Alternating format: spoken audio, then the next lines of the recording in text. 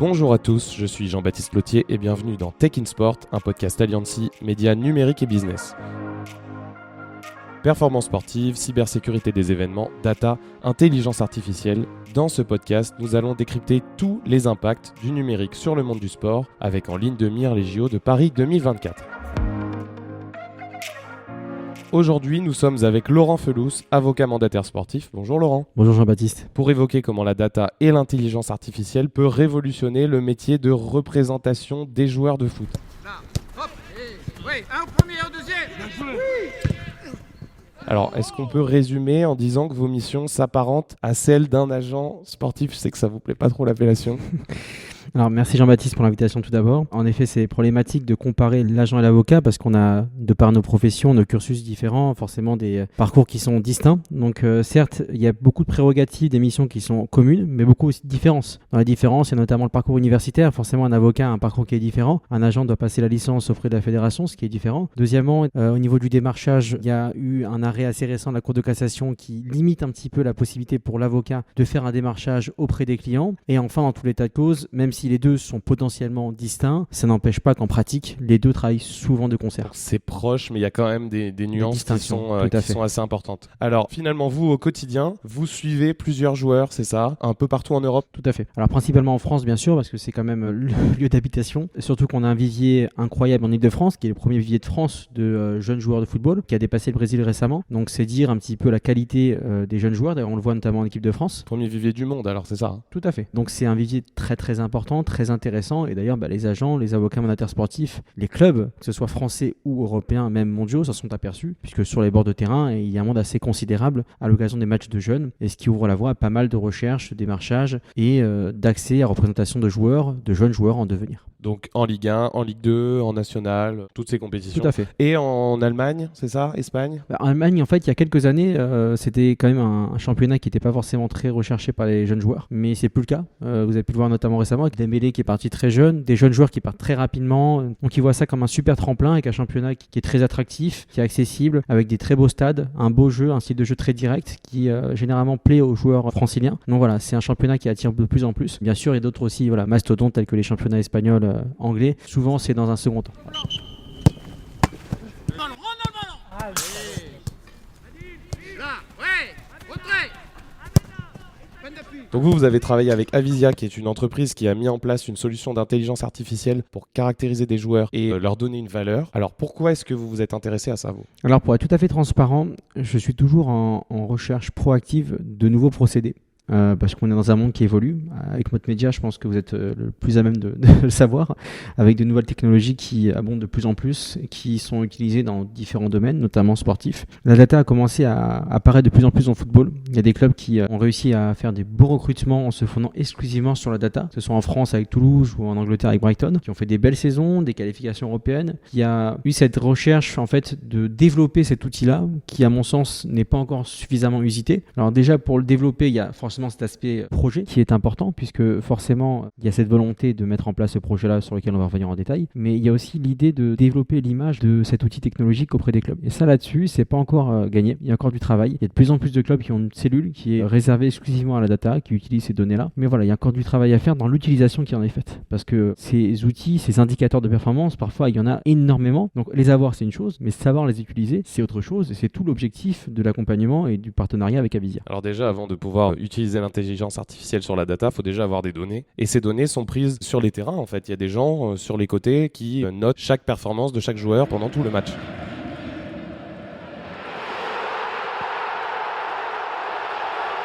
Alors c'est des personnes qui sont exclusivement concentrées sur le relevé des données de performance des joueurs, avec certains indicateurs qui doivent forcément prendre en considération les passes, les interceptions, les duels, etc. Et ensuite de noter pour chacun des joueurs tous ces indices de performance et à la fin ils vont les centraliser pour en faire un rapport. On voit en fait des sites internet qui sont libres d'accès et qui permettent...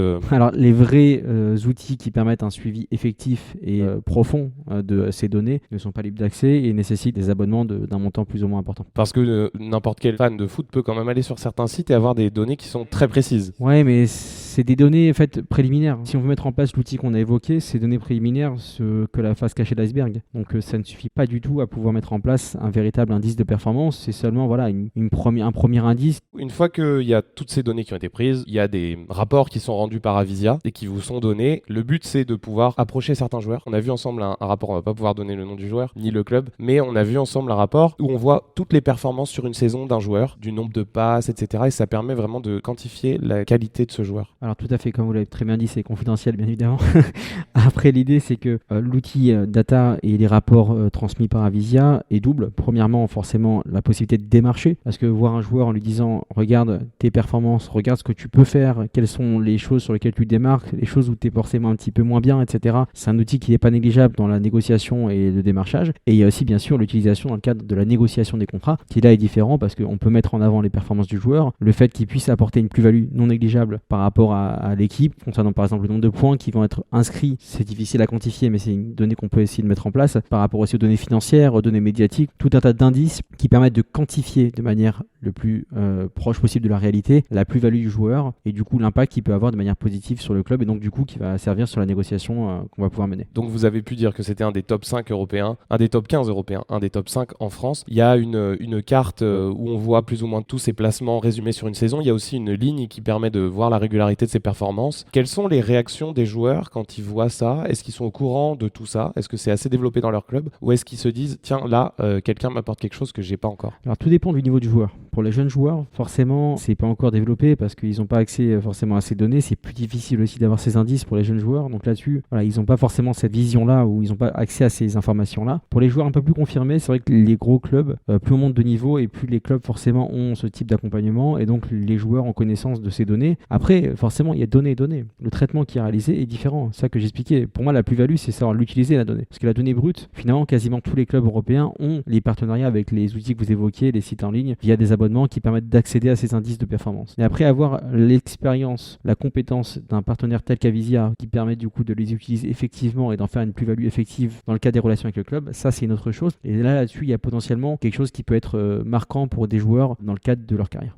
Donc ça peut être, c'est le rendu en fait qui est différent, c'est-à-dire la surcouche qui est passée et la manière dont c'est présenté. Donc le traitement qui est réalisé permet de prendre en considération certaines données, d'autres moins, et ça c'est aussi la compétence aussi du milieu, du joueur, du championnat dans lequel on est, de l'interlocuteur aussi, parce que forcément le rapport va varier en fonction du club dans lequel le joueur va évoluer. Si le joueur joue dans tel club qui est plus favorable à data, je pourrais un peu plus aller en détail. D'autres clubs sont un peu moins favorables, je vais devoir aller un peu plus en synthétique. Il faut savoir s'adapter, faire preuve d'un maximum d'empathie pour pouvoir savoir exactement quels sont ses besoins et quels sont les moyens dont on dispose pour faire valoir nos droits et représenter au mieux le client. Et à la fin, il y a une note. Alors pour ceux qui ont déjà joué à FIFA, on connaît les notes de chaque joueur qui est en fait un résumé de toutes les notes sur les différents points, les passes, les tirs, etc., etc. Il y a une note pour chaque joueur. Tout à fait. Alors le principe de la note est un peu complexe parce que pour le mettre en place, ça nécessite un travail préalable colossal. En fait, on voit la donnée brute finale généralement en voyant la note, 80, 90 sur 100. Mais cette donnée-là nécessite en amont un travail colossal parce qu'il faut pondérer cette note-là par rapport à plusieurs critères. Première chose, c'est le poste du joueur. Forcément, en fonction du poste, il y a des notes qui sont plus ou moins significatives. On le voit notamment, vous évoquiez FIFA, souvent les joueurs offensifs ont des notes plus importantes que les joueurs défensifs. Donc ça, là-dessus, déjà, c'est un indice et nous, on ne veut pas en fait être en porte-à-faux vis-à-vis de ces éléments-là. On veut que le joueur dispose d'une note effective qui ne soit pas forcément indexée à la baisse du fait d'un poste qui soit moins favorable à l'exposition. Il faut que ça soit une note brute qui prenne en compte exclusivement ces données de performance. Deuxième point, il y a forcément le style de jeu de l'équipe. Une équipe qui est plus offensif pour un joueur offensif, ça va lui permettre d'avoir une note plus intéressante, donc il faut pondérer un peu à la baisse. Et inversement, pour une équipe qui joue de manière défensive. Ensuite, il y a aussi forcément le championnat. Un joueur qui évolue dans un championnat grec ou un joueur qui évolue dans un championnat français, anglais, allemand, etc.,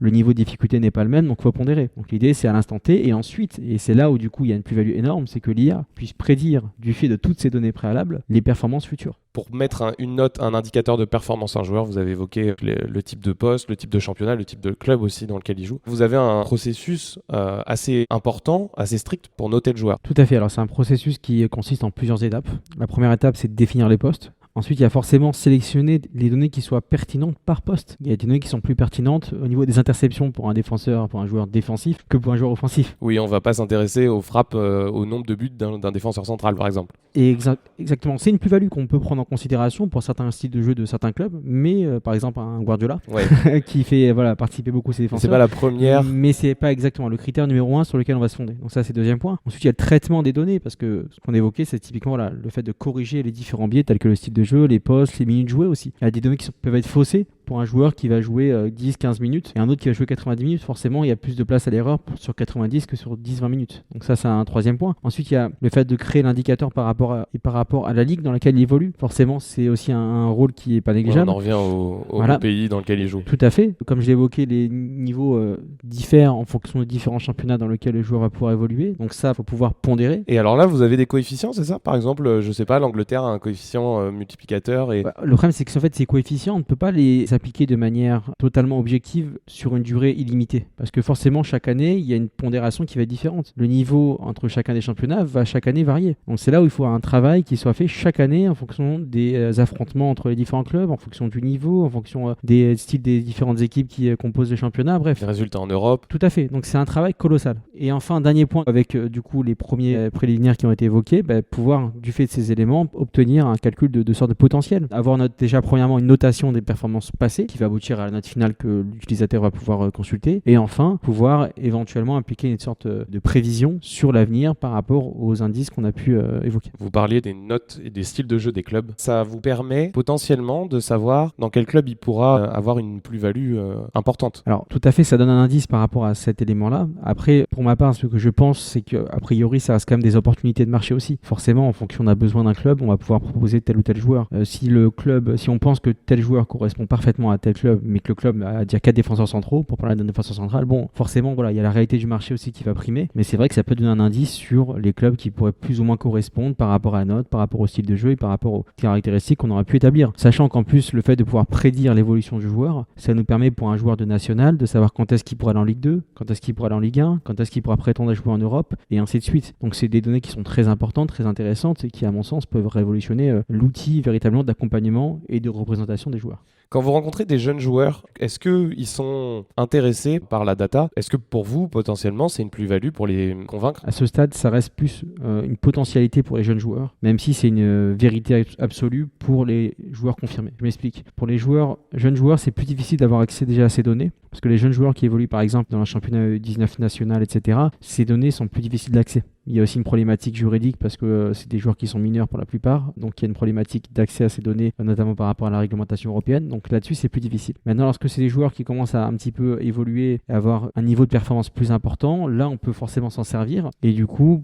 lorsqu'il s'agit de ces joueurs un petit peu plus confirmés, mettre en avant des performances et nécessairement du coup pouvoir apporter une plus-value que d'autres n'ont pas. Parce qu'encore une fois, les outils qui permettent d'accéder à ces données, quasiment tout le monde l'a, mais savoir s'en servir, très peu long. Et dans le milieu, vos concurrents, je dirais, les agents, les autres avocats, est-ce qu'ils utilisent ça? Est-ce que vous êtes l'exception? Alors, on est encore franchement au stade embryonnaire. C'est encore au stade de développement. Il y a de plus en plus d'agents qui s'intéressent à ce sujet. Ils se rendent compte que c'est l'avenir. On est encore dans un stade de découverte. Mais voilà, j'ai bon espoir que ça se développe. Je ne suis pas dans une optique de concurrence. Au contraire, pour ma part, voilà, je n'ai pas de problématique pour des joueurs qui sont accompagnés par des concurrents de mettre en place un rapport via le partenariat Cavisia et mettre en place une collaboration sur tel ou tel joueur à l'instant T. Pour moi, au contraire, ça peut apporter une plus-value pour le joueur parce que, in fine, et ça faut jamais oublier, on a tendance à les traiter souvent, malheureusement, comme des données chiffrées. Et c'est le problème potentiellement que la data peut poser, se concentrer sur l'abstrait et oublier le concret qui est l'être humain qui se cache derrière tout ça. Est-ce qu'on arrive à mettre des notes sur le mental, sur le... Bien sûr, tout à fait.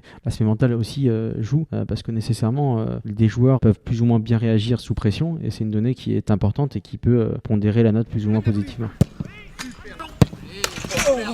Désolé les gardiens, ils rigolent pas le ballon. Quand vous proposez aussi à des clubs des joueurs, il peut y avoir aussi un impact financier et cette solution vous permet de montrer l'apport financier que peut avoir un joueur. Tout à fait. Alors l'un des premiers, en tout cas médiatiquement, qui a pu mettre en place de rapports financiers et qui permettent d'évaluer la plus-value financière que le joueur apporte au club, c'était Kevin De Bruyne. Lorsqu'il a signé sa prolongation à Manchester City il y a plusieurs années, ça a ouvert la voie à d'autres qui l'ont un petit peu copié. C'est comme ça que ça marche dans le milieu. Et l'idée, c'est de finalement pouvoir quantifier véritablement les données sur l'impact financier du club. club. Je m'explique, par exemple, par rapport à un nombre de passes décisives, nombre de buts, nombre d'actions décisives d'un joueur, pouvoir quantifier forcément les chiffres. Une victoire, ça apporte tel point, ça apporte aussi nécessairement un classement qui est plus important. Le classement, forcément, en fonction du classement, des droits TV sont différents, les qualifications européennes sont différentes, donc on peut chiffrer aussi. Médiatiquement aussi, forcément, il y a un enjeu aussi, puisque un joueur qui dispose d'une image, c'est aussi monnayé par le club. La notoriété du joueur. Donc là-dessus, forcément aussi, il y a un impact financier qu'il faut essayer d'évaluer, ce qui n'est pas évident en pratique. Ça peut avoir un impact sur la vente de maillots, par exemple. Tout à fait. Au niveau de la billetterie, au niveau de la billetterie aussi, oui. Il y a beaucoup de données qui peuvent être quantifiées du fait de cet apport et ensuite pouvoir présenter au club forcément l'apport effectif du joueur vis-à-vis de ces données-là et le club se rendant compte de tout ce que le joueur lui rapporte, pouvoir faire une proposition qui soit en considération de ces éléments. Maintenant, on va se projeter dans quelques années et voir comment cette solution peut vraiment arriver à grande échelle. Qu'est-ce que vous attendez de ça dans quelques années ? Pour ma part, j'aimerais que ça soit démocratisé. Je ne suis pas adepte de garder pour moi-même cette technologie. Encore une fois, comme je l'évoquais, je pense que pour l'accompagnement des joueurs, c'est une plus-value qui est énorme parce que je ne compte pas le nombre de joueurs qui, malheureusement, sont plus ou moins représentés, donc ils vont être plus ou moins mis en valeur, alors même que du coup, ils n'ont pas forcément le même niveau que d'autres joueurs qui sont meilleurs qu'eux. Et dans l'autre sens également, donc du coup, il y a une frustration qui peut naître et du coup, nécessairement, les clubs aussi en pâtissent. Donc pour moi, dans mon esprit, je pense que les acteurs du sport gagneraient tous à ce que cet accompagnement soit généralisé, de telle sorte que du coup, les joueurs qui disposent d'un certain niveau puissent être mis en avant, ce qui n'est pas toujours le cas. Parfois, malheureusement, dans ce milieu, tout le monde le sait, forcément, un joueur qui dispose d'un bon accompagnement, et c'est notre rôle, bien sûr, va potentiellement être plus mis en avant qu'un autre joueur qui dispose d'un niveau similaire, voire supérieur. Il y a aussi d'autres enjeux aussi, parfois, qui rentrent en considération. Donc, parfois, il y a des carrières qui sont gâchées, et des possibilités qui sont fermées pour des joueurs qui ont pourtant le niveau pour pouvoir prétendre à aller plus loin. Donc ça, c'est pour moi un objectif, légaliser les chances. Ouais, plus d'équité. Plus d'équité dans le cadre de l'accompagnement et du coup dans le cadre des carrières des jeunes joueurs. Après, je sais que c'est un objectif qui peut paraître utopique, mais je pense que c'est comme ça aussi qu'on fait évoluer ce monde et surtout dans un milieu qui est parfois un petit peu complexe au niveau de cette éthique qui est pas évidente à mettre en pratique au quotidien et c'est aussi là où l'avocat apporte sa déontologie propre à sa profession qui est une plus-value non négligeable dans un milieu assez particulier. Vous pensez que tout le monde utilisera ça dans quoi ? 5, 10 ans, 15 ans ? Aucune idée. Peut-être loin, 15 ans. C'est très difficile, j'aime pas trop me prononcer en tant qu'avocat, vous imaginez bien que on utilise un petit peu les pincettes, donc je ne me permettrai pas de me prononcer. Voilà, c'est un droit de réserve qui est assez important, donc c'est très difficile de se prononcer parce qu'il y a beaucoup de facteurs à prendre en considération. Il y a aussi la volonté des acteurs en fait de se fonder sur ces outils-là. S'il y a une volonté des acteurs et notamment des instances, que ce soit la Ligue, la Fédé, de généraliser avec peut-être aussi ce genre de solution. Tout à fait. S'il y a cette volonté institutionnelle, ça peut aller très vite. Mais tout dépend de beaucoup d'autres paramètres aussi à prendre en considération avant qu'on arrive à ces actions-là. Merci beaucoup Laurent d'être venu dans Tech in Sport pour nous avoir parlé un peu de ce que la data vous apporte au quotidien. Merci Jean-Baptiste pour cet échange, très instructif, très intéressant, qui j'espère plaira à vos auditeurs. Je l'espère aussi. Et auditrices, pardon. Oui, auditeurs et auditrices évidemment. Tout à fait. Merci à vous de nous avoir écoutés, c'était Jean-Baptiste Lotier dans Tech in Sport, un podcast Alliancy, médias numériques et business. N'hésitez pas à liker, partager et vous abonner sur toutes les plateformes pour retrouver les prochains épisodes et on se retrouve très vite avec un nouvel invité pour décrypter la montée en puissance de la tech dans le monde du sport.